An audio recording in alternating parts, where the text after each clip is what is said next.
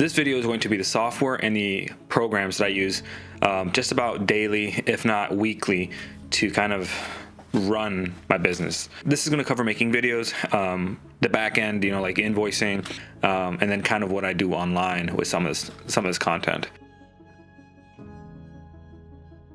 I use the software called Hedge, and what it does, it sees all the drives, and you can assign, hey, this drive is the input, this drive is the output.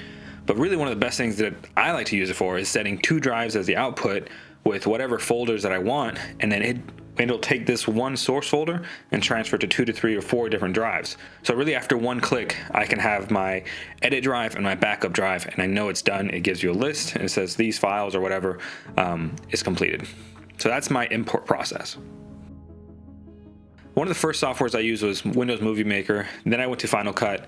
Then I went to Premiere Pro for a very long time. I think like 3.5 years of just in that, or 3.5 years of Premiere Pro.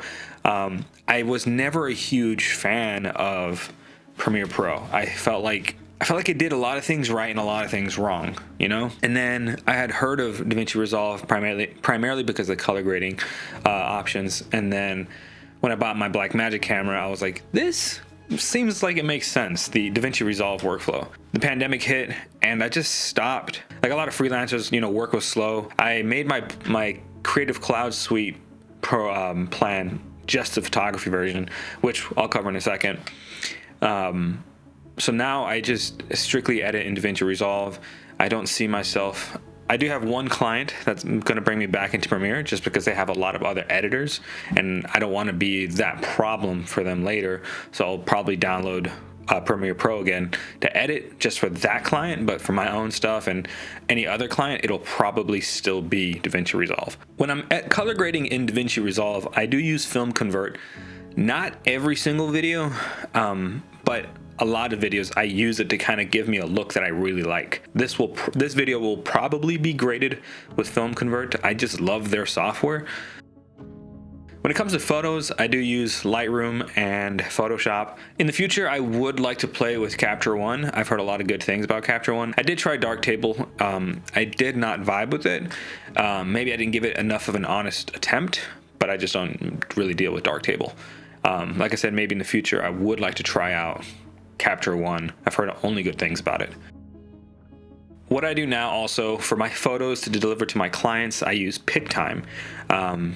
PicTime, I'm using the free trial because that's just kind of what works for me really well. I got tired of WeTransfer, Google Drive. I didn't like sending them just like this file, right? I think it's a little different also when it comes to photos, when a client can see a gallery and kind of experience those photos again, especially if it's been some time. When they see that gallery, they can do whatever, they can share it, I don't know, it's just something in my mind that works well. I want to give them that opportunity and experience with PicTime. I've tried WeTransfer, I've done Google Drive. Right now I'm on Dropbox again. It just happened to be a workflow that ended up kind of being what worked. I had a couple clients that already had Dropbox, and that's what made it easier for them to send me their things, their files. So I ended up sticking with Dropbox to send other clients stuff. And it's been a fairly good workflow. I think everybody understands Dropbox for the most part. It's pretty intuitive and easy. I'm sure everybody's heard of this next one, but Canva. Canva's the one thing I use to make like thumbnails. I make proposals for clients. They just have a bunch of stuff they have a bunch of free tools for you. I do pay for it because I am working on a couple of the things that I wanted to have that flexibility to just get whatever assets they already have built into it. I try to watch Ellie, who uses it a lot, and just learn from her. But Canva has been a great tool, even on my phone, to just make little things and send it, download whatever I need. Any kind of like little marketing materials, trying to make it with Canva because it's just so intuitive and easy. And if you don't feel like paying the $12.99 for it, you can still use the free version and get really far with it. I wanted to have an ability to send documents to clients, and for that I ended up using PandaDoc. I tried a couple different places and websites and whatnots, and it just didn't stick like PandaDoc did. So when I first started off, I was just using PayPal for invoicing. And then I wanted to get away from PayPal a little bit. and ended up using Ninja Invoice, which was great. I still get, which was a pretty fun experience, but I didn't like it overall. FreshBooks was pretty solid.